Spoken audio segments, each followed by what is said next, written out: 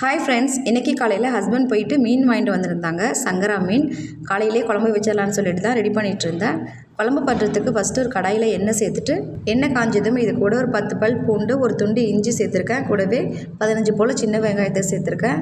வெங்காயம் லைட்டாக வதங்கினதுக்கு அப்புறமா இது கூட 2 தக்காளி பழத்தை கட் பண்ணிவிட்டு சேர்த்துருக்கேன். கூடவே கொஞ்சமாக உப்பு சேர்த்துட்டு லைட்டாக வதங்கினதுக்கு அப்புறமா 1/2 ஸ்பூன் மிளகு, 1 ஸ்பூன் ஜீரகம், 1 ஸ்பூன் சோம்பு சேர்த்துருக்கேன். 2 நிமிஷம் மட்டும் வதக்கிட்டு ஆற வச்சுட்டு மிக்ஸி ஜாருக்கு மாற்றிட்டு இது கூட 1/2 ஸ்பூன் மல்லித்தூள், 1 ஸ்பூன் மிளகாய்த்தூள், 1/2 ஸ்பூன் மஞ்சள்தூள் சேர்த்து அரைச்சி எடுத்துக்கலாம். அடுத்து ஒரு கடாயில் 4 ஸ்பூன் நல்லெண்ணெய் சேர்த்துட்டு எண்ணெய் காஞ்சதும் 1 ஸ்பூன் கடுகு, கொஞ்சமாக வெந்தயம் சேர்த்துருக்கேன். கடுகு பொரிஞ்சதும் சின்ன வெங்காயத்தை கட் பண்ணிவிட்டு சேர்த்துருக்கேன். கூடவே 2 பச்சை மிளகாய், கருவேப்பிலை சேர்த்துட்டு வதக்கிக்கலாம். வெங்காயம் நல்லா வதங்கினதுக்கு அப்புறமா அரைச்ச பேஸ்ட்டை இது கூட சேர்த்துட்டு மிக்ஸ் பண்ணிவிட்டு தேவையான அளவு தண்ணியும் புளி கரைச்சி வச்சுருந்தேன் அதையும் சேர்த்துக்கிறேன்.